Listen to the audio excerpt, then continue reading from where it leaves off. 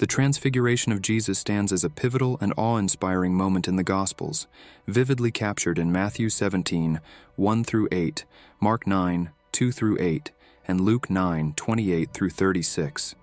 Following Jesus' first prediction of his impending suffering and resurrection, he chooses Peter, James, and John for a transformative journey up a secluded mountain. This intimate setting becomes the stage for a miraculous revelation of Jesus' divine glory. As they reach the summit, Jesus undergoes a miraculous transformation. His face radiates with a brilliance akin to the sun, and his garments become a dazzling white.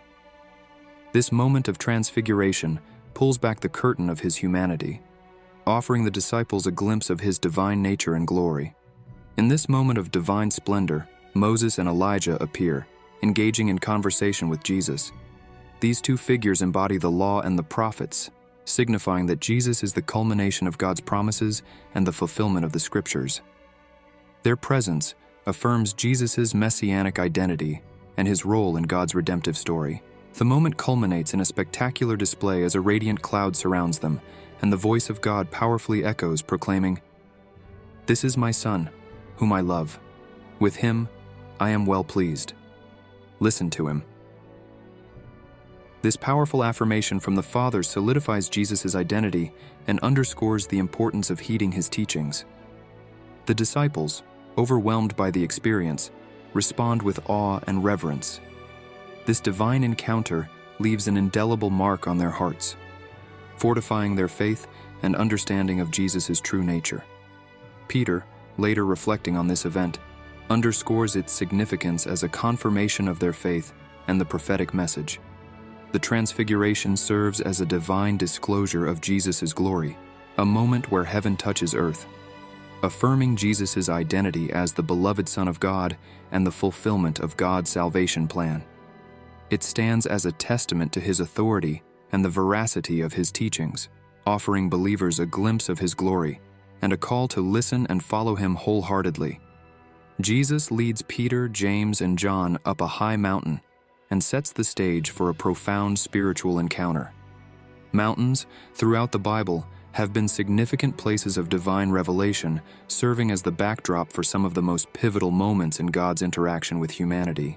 The choice of a high mountain for the Transfiguration is laden with symbolic meaning. Mountains are often depicted as places where the divine and human realms meet. They are settings for encounters with God, spaces where the sacred and the earthly touch. For example, Moses received the 10 Commandments on Mount Sinai, and Elijah experienced the presence of God on Mount Carmel. In these elevated places, away from the distractions of everyday life, the divine will and purpose are revealed with clarity and power.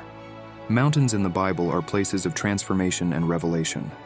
They are settings for covenants, laws, and divine manifestations. The Transfiguration on the high mountain continues this biblical motif, as Jesus reveals his glory in an unparalleled display of his divinity.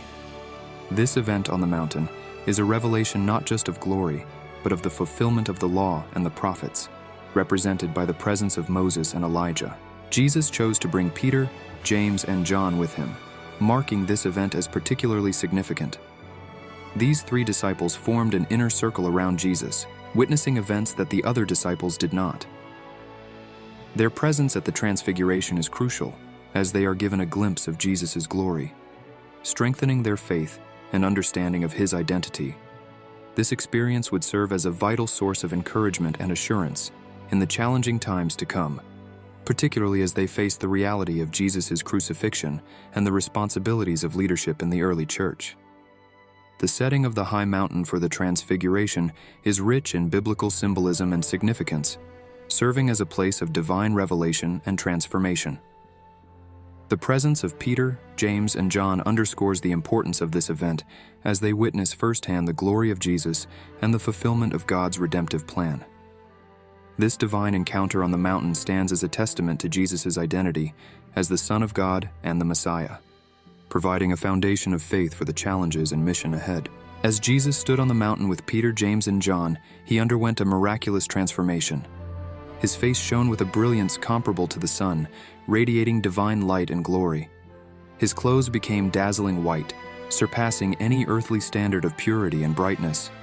This transformation was a tangible manifestation of his divine nature, providing the disciples with a glimpse of his heavenly glory. It was a moment that transcended time and space as Jesus revealed his true identity as the Son of God. In the midst of this divine glory, Moses and Elijah appeared alongside Jesus.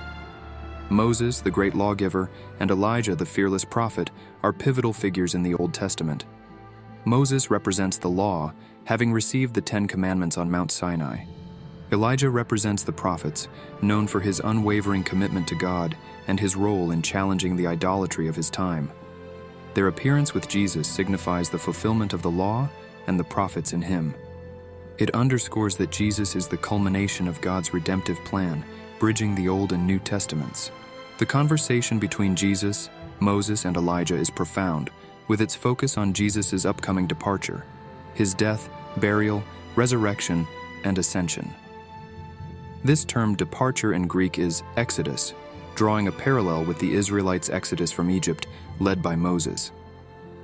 Just as Moses led his people to freedom, Jesus would lead humanity to spiritual freedom through his sacrificial death and resurrection. This conversation highlights the necessity of Jesus' suffering and the glory that would follow, providing a heavenly perspective on the events that were to unfold. It emphasizes that Jesus' departure was not an end, but a transition to glory, fulfilling God's salvation plan for humanity. The transformation of Jesus' appearance and the appearance of Moses and Elijah and their focused conversation collectively serve to reveal Jesus' divine glory, affirm his role in fulfilling God's redemptive plan, and provide a heavenly perspective on the pivotal events of his death and resurrection that were soon to come. As the disciples witnessed the transfiguration and the appearance of Moses and Elijah, they were engulfed in awe and fear. The sight of Jesus in his divine glory, conversing with two of the most revered figures in their religious tradition, was overwhelming. They found themselves in the presence of the divine, and the magnitude of the moment left them trembling and awestruck. This reaction underscores the human response to divine revelation, a mixture of wonder, reverence, and fear. Amidst this breathtaking and extraordinary moment, Peter, often quick to speak and act, responds by offering to build 3 tents, one for Jesus, one for Moses, and one for Elijah.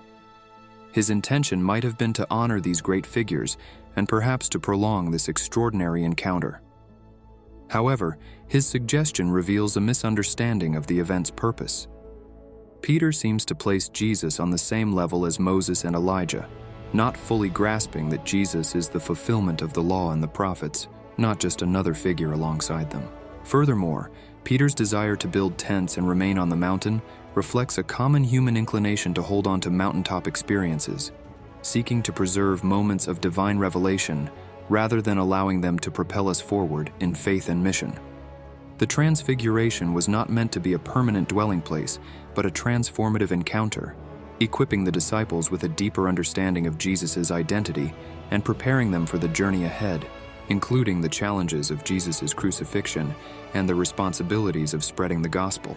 In these 2 minutes, exploring the disciples' reaction, particularly Peter's, provides insight into the human response to divine glory and highlights the need for understanding and discernment in interpreting spiritual experiences. It also serves as a reminder that while moments of divine revelation are crucial, they are meant to strengthen our faith and propel us forward in our journey with Christ. As the disciples stood amidst the divine spectacle of Jesus' transfiguration, their experience took an even more profound turn. A bright cloud, symbolizing the divine presence, enveloped them completely. This cloud is reminiscent of the Shekinah glory in the Old Testament, where God's presence dwelt among his people. It signifies a sacred and holy moment, a direct encounter with the divine. From within this luminous cloud, the voice of God the Father resounded, proclaiming, "This is my Son, whom I love. With him I am well pleased. Listen to him." This powerful declaration serves as a divine affirmation of Jesus' identity and mission. God himself bears witness to Jesus, identifying him as his beloved Son and expressing his pleasure in him. This is a moment of divine endorsement, where the Father confirms the Son's authority and role in the unfolding plan of salvation. The command to listen to him is particularly significant. It is a direct instruction to the disciples, and by extension to all believers, emphasizing the importance of heeding Jesus' teachings. In the midst of various voices and influences, the Father's command cuts through, urging us to pay attention to Jesus, to prioritize his words, and to follow his teachings.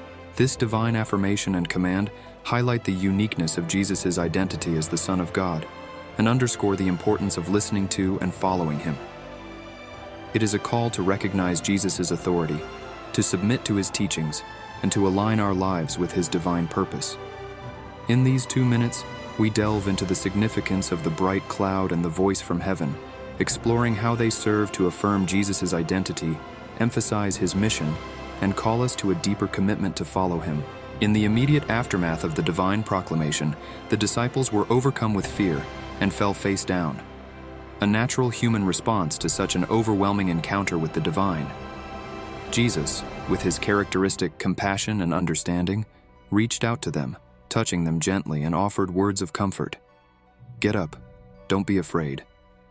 His reassuring presence and words helped to calm their fears, reminding them of his constant care and protection. The Transfiguration stands as a timeless testament to the divine glory of Jesus, the fulfillment of the law and the prophets in him, and the paramount importance of listening to his words. For us today, this event serves as a powerful reminder to seek Jesus in all his glory, to dive deeper into his teachings, and to listen attentively to his voice amidst the noise of life. It encourages us to reflect on his divine nature, to appreciate the depth of his connection to the entire biblical narrative, and to respond with faith and obedience.